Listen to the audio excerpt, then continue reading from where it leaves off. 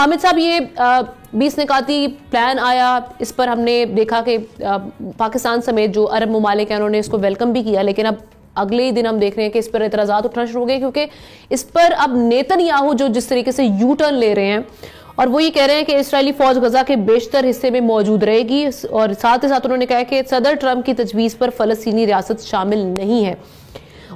اور آج بھی ہم نے دیکھا کہ غزہ پر بمباری بھی جاری ہے، جب آپ سیز فائر کی بات بھی کریں 59 فلسطینی آج بھی شہید کیے گئے ہیں۔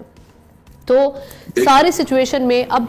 ہوگا کیا؟ حماس بھی اس کو ایکسیپٹ نہیں کر رہا جو اطلاعات آ رہی ہیں۔ حماس کے ایک نمائندے نے بی بی سی کو انٹرویو میں بولا کہ ہمارے لیے انڈویبل ہے، اور یہاں سے بھی آوازیں اٹھ رہی ہیں کہ یہ جو پلان دیا گیا یہ یک طرفہ ہے۔ دیکھیے آمنہ، جیسے ہی یہ منصوبہ منظر عام پر آیا اور میں نے اس کو گو تھرو کیا تو اس کے کچھ 1 گھنٹے کے بعد میں ایک انگلش نیوز چینل پہ تھا، اور میں نے اس پہ اسی وقت کہا کہ یہ منصوبہ ایسے لگ رہا ہے جیسے نیتن یاہو کی مرضی سے لکھا گیا ہے، تاکہ اس کے اندر واحد جو پہلے 4 پوائنٹ ہے اس کا مقصد صرف یہ کہ حماس کو غیر مسلح کر دیا جائے اور زیر زمین سرنگیں ختم کر دی جائیں، حماس کا جتنا اسلحے کا سورس ہے ختم کر دیا جائے، فوری طور پر 48 گھنٹوں کے اندر اندر سارے یرغمالی رہا کر دیے جائیں اور ان کی جو ڈیڈ باڈیز ہیں وہ اس کو دے دی جائیں۔ اس کے بعد کوئی ایسی چیز نہیں تھی اس پورے منصوبے کے اندر ہے جو اسرائیل کو مجبور کر سکے کہ اس کے باقی نکات پر عمل کرے، چاہے وہ نئی حکومت بنانے کے حوالے سے ہو، چاہے وہ اسرائیلی فوج کے انخلاء کے بارے میں ہو، چاہے وہ نیتن یاہو اور دوسری جو ہے فریق ان کے درمیان کوئی 2 ریاستی حل کی بات ہو، چاہے اس ساری صورتحال کے اندر میں یہ سمجھتا ہوں کہ یہ انتہائی ناقابل عمل اور ناقابل قبول منصوبہ تھا بحیثیت حماس، بحیثیت فلسطینی، جس کے اندر ان کا کوئی کردار ہی نہیں، ان غزہ کے مسلمانوں کی کوئی بات ہی نہیں۔ جی حامد صاحب، جی اور اس کی وجہ سے میں یہ سمجھتا ہوں کہ یہ جو صورتحال ہے یہ مزید خرابی کی طرف جا رہی ہے، چاہے وہ، اور میں نے اس وقت کہا کہ یہ 20 نکاتی منصوبہ جو ہے یہ حماس کے لیے منظور کرنا ناممکن ہے، جس کے بعد حماس پر ملبہ ڈال کر ایک بار مزید قیامت ڈھائی جائے گی غزہ کے مسلمانوں پر، فلسطین کے مسلمانوں پر، اور حماس کی جو مزاحمت ہے وہ جاری رہے گی۔ ایک بات ہے کہ اس منصوبے سے ایک بات سامنے آئی، وہ یہ کہ 2 سال کی بدترین بمباری کے باوجود حماس ایک حقیقت کی طرح غزہ میں موجود ہے، حماس ایک طاقت کی طرح مزاحمت کر رہی ہے، اور اسرائیل کا واحد مقصد جو ہے وہ یہ ہے کہ غزہ پر مکمل قبضہ کر کے غزہ کے مسلمانوں کی جو ہے وہ ان کو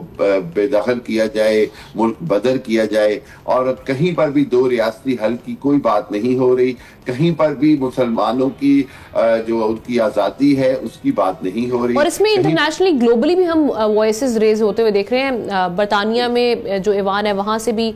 سینیٹرز بول رہے ہیں، آسٹریلین سینیٹرز بول رہے ہیں، وہ بھی یہ کہہ رہے ہیں کہ اب ٹونی بلیئر جیسے ایک متنازع شخصیت کو ایڈ کر کے کیا کرنا چاہتے ہیں۔ بالکل آمنہ، کہ آپ سوچئے کہ ایک ایسی حکومت کی تجویز دی جاتی ہے جس میں دنیا کا بدترین جدید دور کا جو وار کرمنل ہے ٹونی بلیئر، اس کو سربراہ بنانے کی بات کی جاتی ہے۔ میں نے عراق وار کے اوپر تھیسس لکھا پی ایچ ڈی کا، اور اس کے اندر میں نے واضح طور پر ایک تحقیق ثابت کی کہ سب سے بڑے مجرموں میں ٹونی بلیئر، بش، یہ سارے شامل ہیں، اور برطانیہ کی حکومت اور عوام ایک طرف تھے، اور ٹونی بلیئر نے اکیلے شخص کی حیثیت سے اس پوری جنگ میں تباہی پھیری۔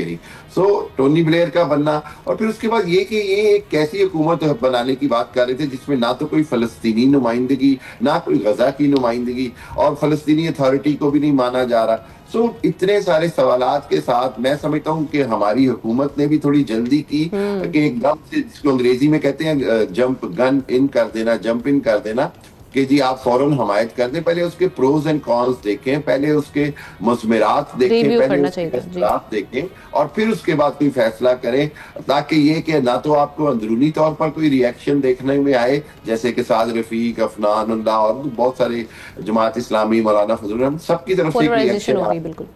جی، اور دوسری بات یہ ہے کہ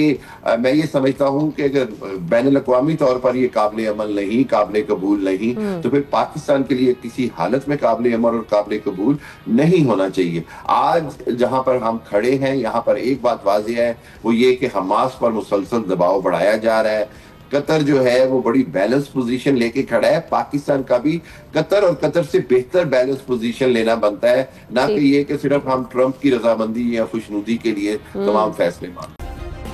سبسکرائب کریں اور بیل دبائیں تاکہ کوئی خبر رہ نہ جائے.